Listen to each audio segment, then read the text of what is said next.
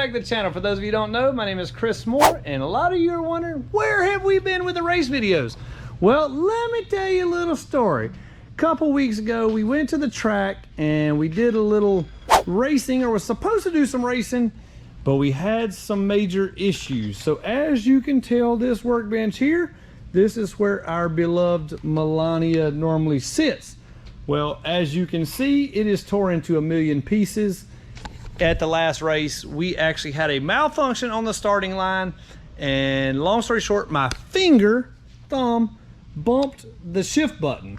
When it bumped the shift button, it bumped the bike into neutral, sitting on the line. I had no clue. I didn't realize I had bumped it. Mistakes happen, we're human beings. Anyways, long story short, of course, when you neutral drop one, you know what happens. Yeah, all shit breaks loose everywhere. So anyways, 7,000 RPMs, two-step, 10 pounds of boost, let's just say 350 horsepower launch in neutral.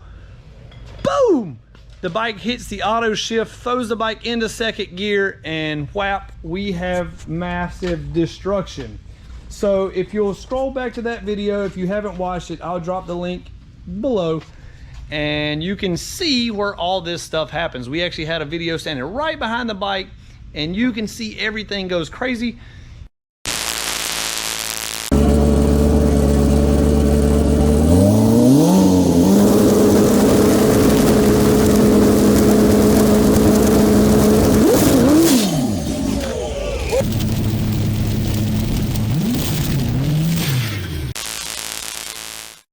So we tried our best to fix a bike. It busted the engine case on the bike. We swapped motors, put a different motor in it. We went to put a different wheel on, or to check the wheel out. The rear axle was warped.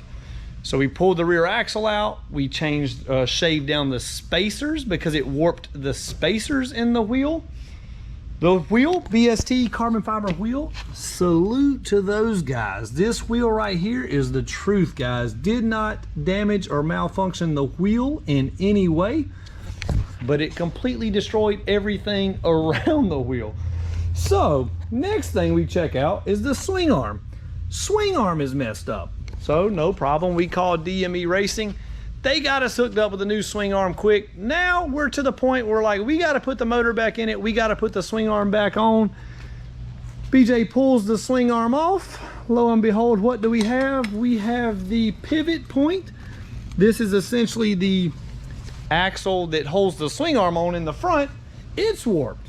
So now we've got to replace the pivot point with a new pivot point here. What I'm getting at, guys, when you have this much power, when you're trying to go this fast, massive destruction can go down really, really quick.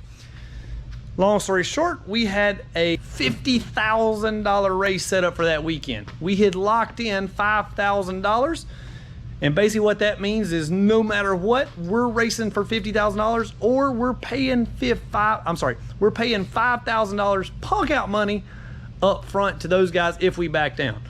We backed down because, of course, the bike was messed up. We paid the $5,000.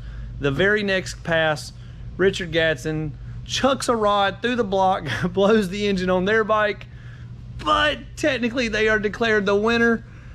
That's just the way racing goes, guys. So anyways, I just wanted to update you, let you know what we got going on. We got the motor fixed up, ready to go, and it should be going back in here within the next week, and we're ready to go test and tune this thing. Now we've got a couple more competitors coming to the field to play with Melania. Team DME has just built them a brand new Grudge bike. That's going to be super fun. Jeremy Teasley also has another one. So now it looks like we have a full competitive 4 super serious bikes that are gonna be really fast and really fun to get into competition with for this boosted bulls class. That is a no rules, anything goes, run what you brung, turbo class. Big Country, on the other hand, Big Country, all he worried about is boats and hoes right now. Big Country has been at the lake all summer long, drinking cold beer, and he ain't been working on his motorcycle none. We hopefully will have Big Country back motivated to go to the racetrack soon. He has changed his turbo kit around on his bike, changed his exhaust system up. He now has a side exit exhaust. This thing looks super crazy. We're gonna test it out to see how this thing does. I don't know.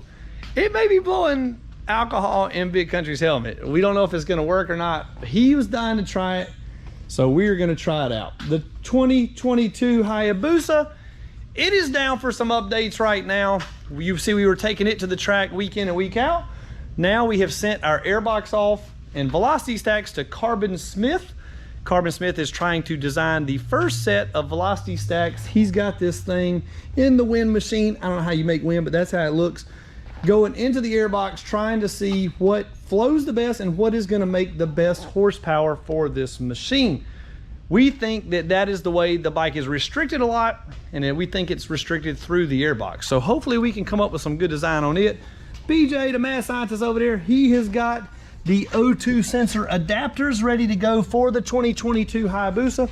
So if you have a 2022 Hayabusa, you want to put exhaust system on it, the Gen 2 Busa exhaust will bolt right up and work pretty much perfectly.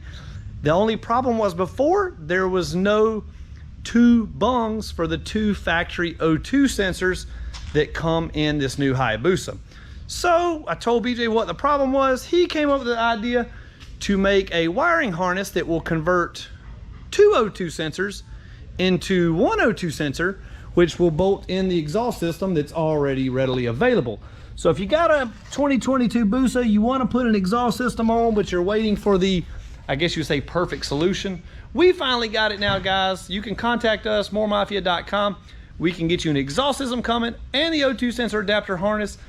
The harness is only like 79 bucks, so it's cheap, and you can bolt it on and make your bike, no check engine light, work and perform really nice. No ECU Flash is available yet. I know, we're waiting. Realistically, it might be the end of the year before they're available, but they are coming, guys. We're working on it, we're trying, but we are still waiting for Woolits Racing to crack the code on the ECU there. But the bike does ride and perform 100% normal and good with the exhaust system just bolted on and the O2 sensor back in the exhaust pipes. You got no check engine lights, no hesitation, no stutters. The bike runs and drives really nice. So that is a good thing. One more thing, we got other bikes in here for getting work. The dyno is still staying steadily busy. We are videoing everything we can. This GSX-R 1000 is in here for a first gear transmission upgrade and a Brock's Performance clutch mod. This is the backdated clutch. In other words, that is the clutch out of a 2012 through 2016 GSX-R 1000. We just upgraded that, makes it where you can slip the clutch a little smoother and better.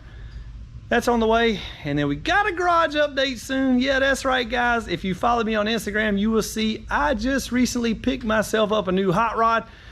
A new car, guys. Yeah, finally. We've been waiting on this for quite some time. For those of you who know what it is, don't spoil it for the other guys. Don't comment and let them know. If you follow me on Instagram, you already know, but don't spill the beans. We've got a YouTube video on that coming soon.